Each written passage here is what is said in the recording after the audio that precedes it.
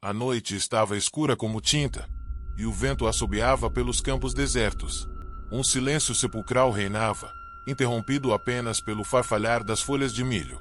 O cheiro de terra molhada pairava no ar, misturado a algo mais, um aroma estranho e agridoce que ninguém conseguia identificar. Essa foi a primeira coisa que a família notou quando chegou à nova propriedade: o cheiro. O pai, José, gastou todas as economias para comprar aquelas terras no interior do Mato Grosso. Para ele, aquele espaço representava um recomeço. Longe do tumulto da cidade, dos problemas que haviam os atormentado por anos, ele acreditava que poderiam construir uma nova vida.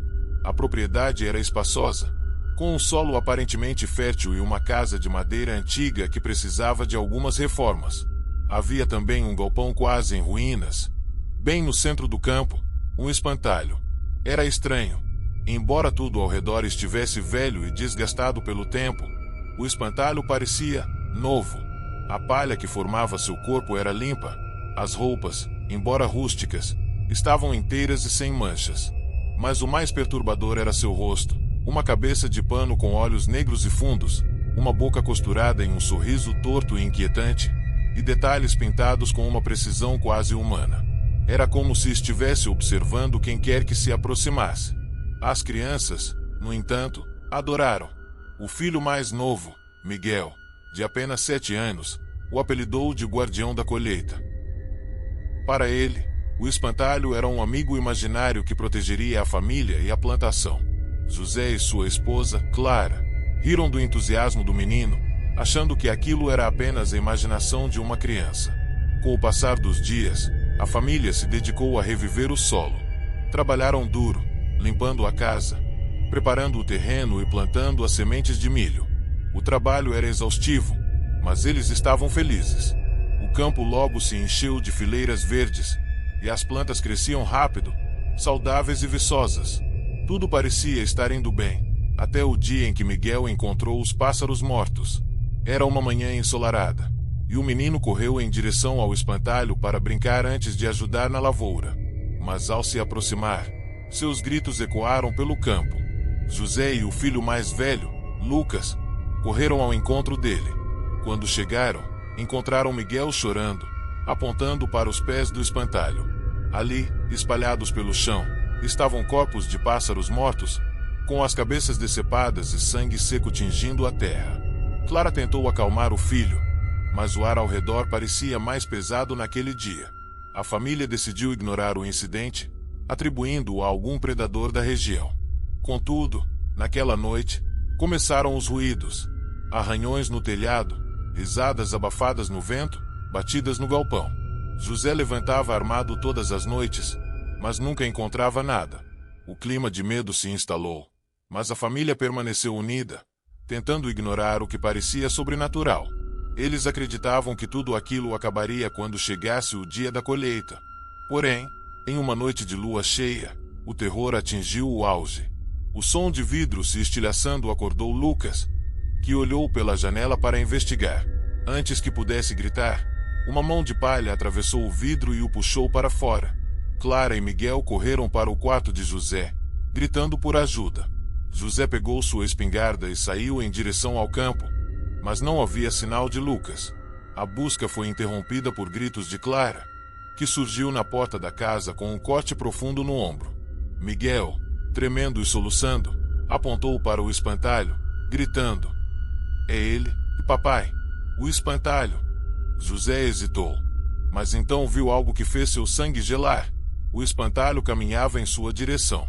Ele disparou a arma, mas os tiros atravessaram o corpo de palha sem causar dano. Em desespero, ele ordenou que Clara e Miguel corressem para a plantação enquanto ele tentava atrasar a criatura.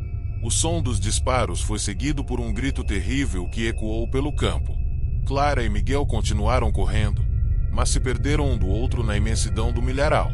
Miguel ouvia os chamados de sua mãe ficando mais distantes, até que o silêncio tomou conta.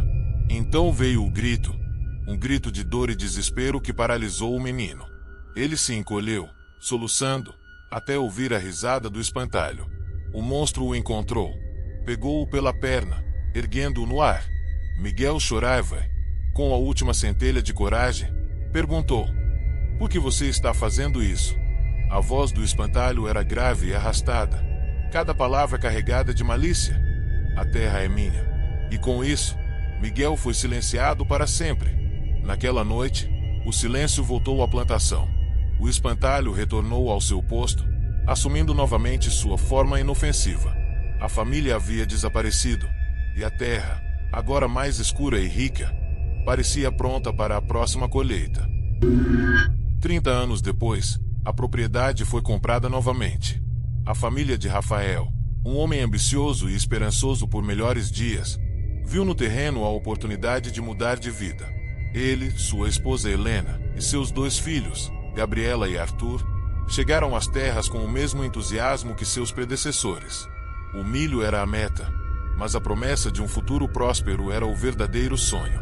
A casa, o galpão e o espantalho permaneciam ali, como lembranças de uma história que havia se apagado na memória dos locais.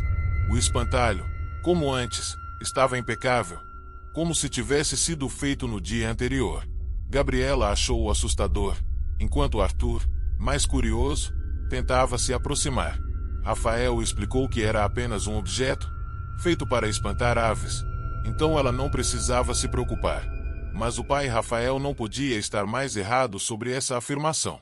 As primeiras semanas foram tranquilas. O solo era generoso e as sementes prosperavam. Contudo, Helena, a mãe, notou coisas estranhas. As luzes piscavam sem motivo. O cheiro agridoce voltava sempre à noite. E os animais pareciam evitar o espantalho. Rafael atribuía tudo à superstição, que era coisa da cabeça dela. Mas talvez até ela estava tentando mentir para si mesmo.